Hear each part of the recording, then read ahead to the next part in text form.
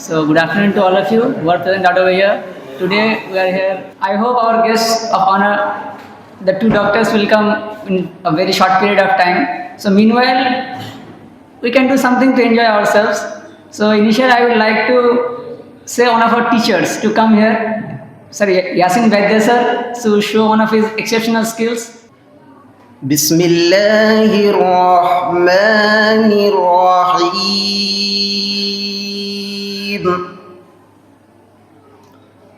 لا يستوي أصحاب النار وأصحاب الجنة أصحاب الجنة هم الفائزون.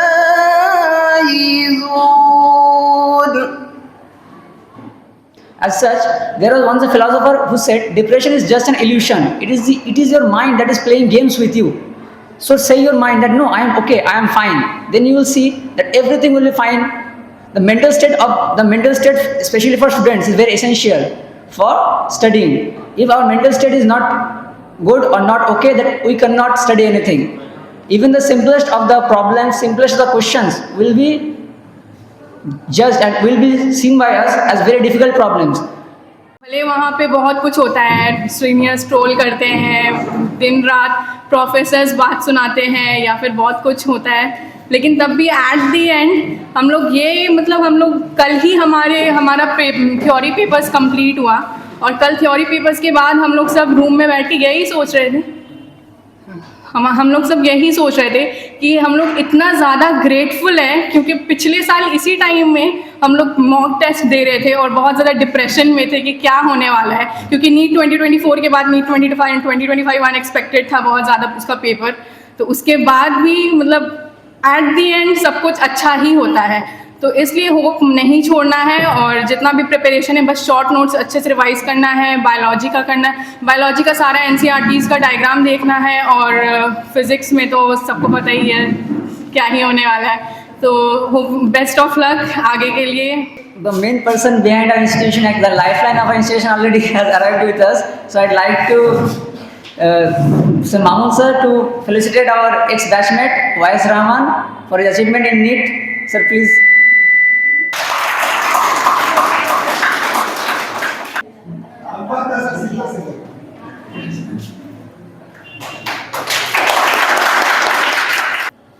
हर रोज़ जब सुबह होती है तो मैं आप सबको देखता हूँ, हम लोग मुस्कुराते हैं, कोई खाना खाने जाता है और फिर आप लोग शाम को मैं देखता हूँ.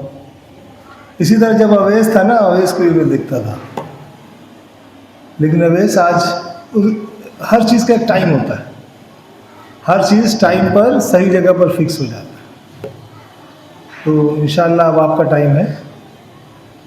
अवैस भी यहीं पर था, मैंने देखा उसको, आपके बैचमेट थे, तो आज वो एज ए MBBS डॉक्टर के तौर पर अपनी पढ़ाई आगे बढ़ा रहा है, आप लोग भी करेंगे, तो मेरा बेस्ट विशेस है, बेस्ट ऑफ लक. जो इनका तजुर्बा है आपको दे रहे हैं, आप इसको सुनिए, फिर जब आप बन जाएंगे तो आप दूसरे को अपने तजुर्बा बताएंगे. ठीक है, hope for the best for the coming NEET exam. आप सब बहुत हार्ड वर्क करते हैं, हमारी दुआएं आपके साथ हैं, and specially thanks to Tanveer ma'am and faculties teachers, अपने जितने भी सर हैं, उमा सर हैं और जितने भी लोग सर हैं, जितने भी टीचर्स हैं, अल्फाज सर हैं as a hostel in-charge, Shahrukh sir और यासीन सर भी हैं. सबसे ज़्यादा यासीन सर और उमा सर को मैं शुरू से ही देखा हूँ, तनवीर मैम के साथ एकदम कंधे से कंधे मिलाकर लड़ाई करते हैं. साथ में अल्फाज सर भी आप लोगों के साथ बहुत मेहनत करते हैं. शाहरुख सर ने भी बहुत रिसेंटली ज्वाइन किया, लेकिन उन्होंने अपने आप को अडेप्ट किया है. एंड थैंक यू ऑल, आप तीनों को बहुत बहुत शुक्रिया कि आप लोग को जब बुलाया जाता है आप लोग आते हैं. मैं अपने कलीग्स को, अपने जो जूनियर्स हैं उनको मोटिवेट करते हैं. And overall I really impressed by his anchoring, वो बहुत अच्छा एंकरिंग करते हैं, तो बहुत अच्छा लगता है. The way he speaks is a good English. So best of luck for your NEET exam. The society of the backward classes, the people whom the present society did not care about, but he took the initiatives and he took the responsibility of more than 6,000 or above. I don't know the exact figures, but it will be, I think so, 10,000 have been so far, and he has been doing this since around 15 years or so. So he's a great personality. We must all follow him. Now I would like to request our respected Tanvir Maqbool Madam to felicitate Aksha Parveen.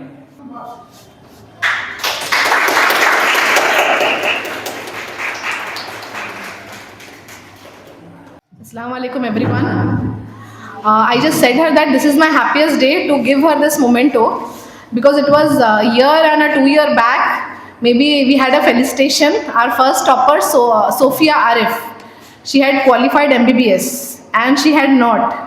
That was the day when I think she was the most underconfident girl I had seen, because she was unaware how to come, how to face people, and today she's standing there being a doctor. It is like immense pleasure and joy to announce everyone and see and call them, present them a memento, whatever token of love we can give. But seeing them here, Ovais, Aksha, Afifa, even every other student here are all special to me. Maybe it is like you don't understand at this point of time, but as because people are here, I will surely ask them to come and share their experiences, how they felt when they study. This time when you have passed class 12, this is the most crucial time, because you are on the crossroads to decide where you are going to take your life. Many people aspire to become NEET aspirant, but aspirant is a different thing and doctor is a different thing. When you cover that journey and you are here, as 3 examples are sitting here, you can ask them and please interact with them, how was the journey? Because you all are in the same journey.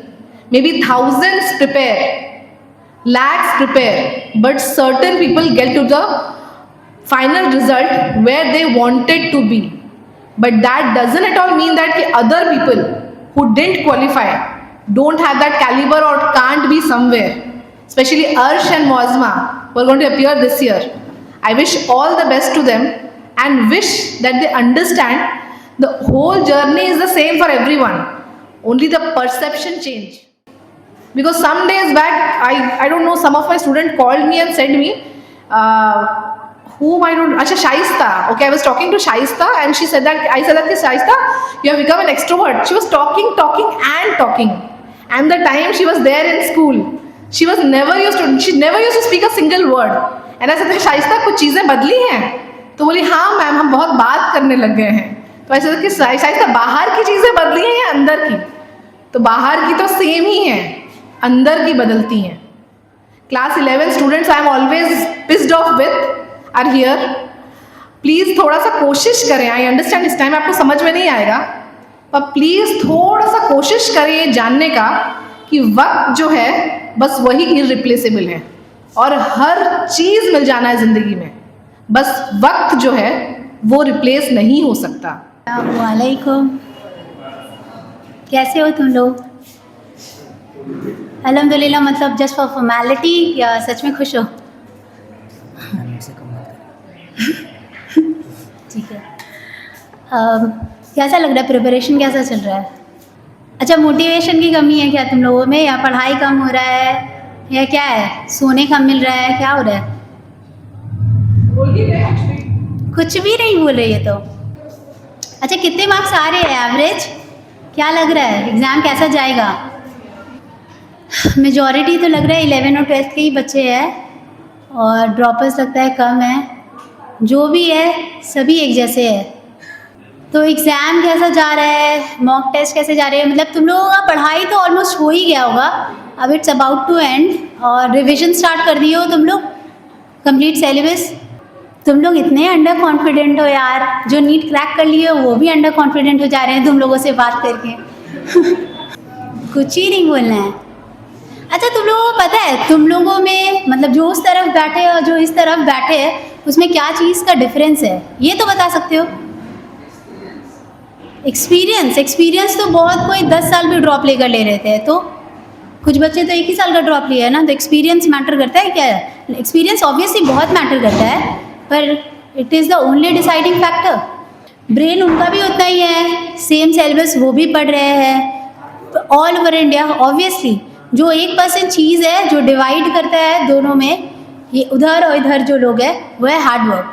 Syllabus तुम्हारे पास भी वही है, faculties तुम्हारे पास भी वही है जो उनके पास था, बस तुम में और उनमें एक चीज़ है जो बॉर्डर लाइन बनाता है, वो है a little bit extra hard work which they did, that's why they are there. अच्छा एक बात बताओ, मोटिवेशन के लिए तुम्हें अलग से बाहर से लोग चाहिए ही नहीं। मोटिवेशन के लिए तुम खुद यहाँ बैठे हो, तुम लोग अपना आंख बंद करो और एक बार सोचो, ठीक है, साल तो खत्म होने को आया है, अंदर से सोचो, पढ़ाई तो हुआ है, हर वीकली टेस्ट होता होगा, मंथली ग्रैंड टेस्ट होता होगा, फिर 2-3 महीने में एक और ग्रेड ग्रैंड टेस्ट होता होगा, या फिर जो भी चल रहा है अभी मॉक टेस्ट स्टार्ट होने वाला है। आंख बंद करके सोचो कि अगर जो भी पढ़ाई हुआ था वो हम इतने अच्छे से पढ़ लिए, भाई हम दिन रात एक करके पढ़े हैं, मुझसे जो हो सकता था हम सब कर दिए, उसके बाद जो तुम्हारा मार्क्स आ रहा है you should be satisfied with it. तो क्या तुम्हारा जो अभी मार्क्स आ रहा है उससे तुम सेटिस्फाइड हो? और अगर हो तो वेरी गुड, तुम सही रास्ते में हो, जिस तरीके से मेहनत कर रहे हो वैसे ही करते जाओ, तब तुम्हें बाहर से मोटिवेशन का ज़रूरत है तो तुम और अपस्किल कर जाओगी। पर अगर ज़रा सा 1% भी तुम्हारे दिल में है कि नहीं हम उतना तो नहीं पढ़े हैं, जितना मेरा कैलिबर है उतना तो हम नहीं किए, तो क्या कर रही हो? क्या तुम्हें बाहर से मोटिवेशन का ज़रूरत है? क्या तुम्हें लोग चाहिए जो आके बोले कि पढ़ाई करो? तुम्हारा आंसर तो तुम्हारे पास ही है ना। तुम्हें भी पता है कि तुम अपना 100% नहीं दे रहे हो। जब तुम्हें ये बात पता है और तुम्हें पता है कि तुम किस तरीके से अपने आप को 100% में दे सकते हो और हार्डवर्क कैसे कर सकते हो, तो बाहर के लोग कुछ भी आके बोल जाए, मम्मी पापा कुछ भी आकर बोल जाए, टीचर्स स्टूडेंट्स कुछ भी आकर बोल जाए, उससे क्या ही जाता है। जब तुम्हें खुद को ही पता है कि मुझसे और हो सकता है, और अगर तुम नहीं कर रहे हो तो, और जब तुम्हें पता है तुमसे हो सकता है तो क्यों नहीं कर रहे हो? जब छोड़ ही दिया है सब कुछ, आ ही गए हो इतना छट कर दुनिया से, यहाँ पर जहाँ ना फ़ोन है, ना कोई बाहर के सोशल मीडिया से कोई कनेक्शन नहीं है, ना कोई क्लोज फ्रेंड्स है, कुछ नहीं है, कोई रिलेशनशिप नहीं, मम्मी पापा से कोई बातचीत नहीं, होता होगा थोड़ा मोड़ा बातचीत वीकली शायद once or twice। जब सब छोड़ ही दिए हो, पूरा साल खत्म हो गया, जब आ ही चुके हो छोड़कर सब कुछ, तो क्या ही जाता है एकदम जुनून सा, एकदम ले आओ कि करना ही है। अफसोस तो नहीं होगा ना कि नहीं हुआ, कर लेते थोड़ा और तो थोड़ा और हो जाता है। जिनका सिलेक्शन हो भी गया है ना, उनको भी ये लगता है कि थोड़ा और कर लेते तो शायद किसी और अच्छे कॉलेज में होते हैं। और जिनका सिलेक्शन नहीं होता है उनका सोचो, जिनका सिलेक्शन हो जाता है, जो सोचते हैं कोई कॉलेज में हुआ, उन्हें लगता है कि कोई और अच्छा कॉलेज मिल सकता था, उनसे पूछो, उनके अंदर लेकिन ये टेंशन रहता है कि शायद कुछ और अच्छा मिल जाता। पर एक रिलीफ है कि हाँ एक करियर तो है, अब चलो और मेहनत करेंगे तो MD करना है, MS करना है, वो अलग बात है। पर एक रिलीफ तो है ना, एक मेंटल पीस है ना कि मेरे पास एक करियर ऑप्शन है अभी मेरे पास। जिनका सिलेक्शन नहीं हुआ उन बच्चों का क्या? तुम्हारा पूरा साल वेस्ट। एक एक दिन मैटर करता है, एक एक सेकंड मैटर करता है। पूरे ऑल ओवर इंडिया जो भी बच्चे दे रहे हैं वो तुम्हारे जैसे ह्यूमन बीइंग है, उनका भी उतना ही दिमाग है, उनका भी वही एडिक्शन है जो तुम्हारा है, उन्हें भी फ़ोन चलाना है, उन्हें भी बाहर घूमना है, कोई डिफरेंट नहीं है। तुम टीनेजर हो, वो भी टीनेजर है, दोनों का सिमिलर थॉट है, पर तुम में और उसमें यही डिफरेंस है कि तुम मेंटली खुद को समझाओ। बाहर के लोगों को समझाने से तो नहीं होता ना। मम्मी पापा तो एक्सपेक्टेशन लेकर रखे है ना, मम्मी पापा को कुछ नहीं है, मम्मी पापा बाद में उन्हें बुरा लगेगा, ठीक है नहीं हुआ, पर बाद में वो तुम्हें एक्सेप्ट ही कर लेंगे। खुद के नज़र में कहाँ स्टैंड कर रहे हो तुम लोग? इसलिए आए थे यहाँ पर ताकि टाइम वेस्ट करके जा सके। तुम चाहो तो अपनी डेस्टिनी चेंज कर सकते हो, तुम पे डिपेंड करता है वो हार्ड वर्क। दिन रात एक कर दो, 1 मिनट भी वेस्ट मत जाने दो। पढ़ाई एक छोटा डायरीज लेकर घूमो, फॉर्मूला शीट्स बनाओ, रिविजन, टेस्ट, एनालिसिस, बस दिन रात एक करके दो।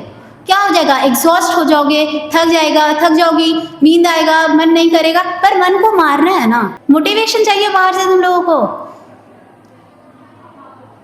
अगर हम रूड साउंड हो रहे हैं तो I am extremely sorry for it, but ये रियलिटी चेक है जो मैंने अपने ड्रॉप ईयर में एक्सपीरियंस किया है, तो बस वही शेयर कर रहे हैं तुम लोगों के साथ। कुछ एक्स्ट्रा नहीं बोलना है तुम लोगों को, तुम लोगों के ऊपर ही डिपेंड करता है। बाहर के लोग कुछ नहीं कर सकते, या नहीं पढ़ना है। और अगर तुम लोग पढ़ लोगे तो तुम लोग नेक्स्ट ईयर यहाँ पर होगे जहाँ पे OS है आज। वो हम जब पिछले साल आए थे तो वो वहाँ बैठकर सुन रहा था, आज वो यहाँ बगल बैठा है। नीट का क्वेश्चन ऐसा नहीं है कि 2025 में हार्ड आ गया, 2024 में स्कैम हो गया। हर बार वही बच्चे नीट दे रहे हैं, हर बार वही पेपर आ रहा है। अगर हार्ड पेपर आ रहा है तो कट ऑफ भी कम हो रहा है, इजी पेपर आ रहा है तो कट ऑफ भी ज़्यादा हो रहा है। बच्चे वही है, कंपटीशन वही है। सिलेक्शन जिनका होता है वो ऐसे बच्चे नहीं है जो 2025 में 4 डिफिकल्ट क्वेश्चन आ गया तो वो 4 फिजिक्स का डिफिकल्ट क्वेश्चन सॉल्व करके आ जाने वाले बच्चों का सिलेक्शन होगा। सिलेक्शन उन स्मार्ट बच्चों का होता है कि वो अदर देन जो 4 क्वेश्चन थे, 196 क्वेश्चन कौन सही करके आ रहा है, उन बच्चों का सिलेक्शन होता है। -4 नेगेटिव लेकर जो आ रहे हैं उनका नहीं।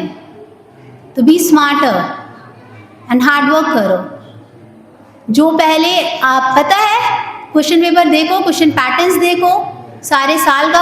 अब वही बायोलॉजी है, वही फिजिक्स है, वही केमिस्ट्री है, एनसीईआरटी के बाहर आ नहीं रहा है, ना कोई वास्ट सिलेबस है, फिर क्यों नहीं हो रहा है? हो तो जाना चाहिए।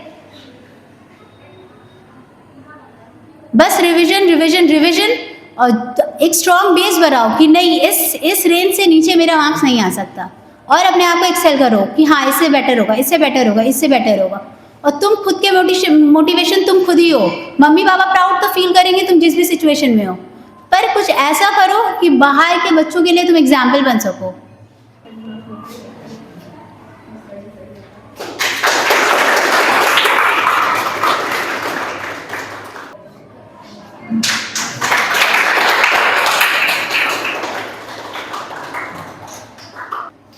ज़िंदगी तो ऐसे ही चलते ही रहेगी। हर रोज़ पढ़ेंगे, लिखेंगे, खाएंगे, पिएंगे और सोएंगे और मौज करेंगे, और क्या।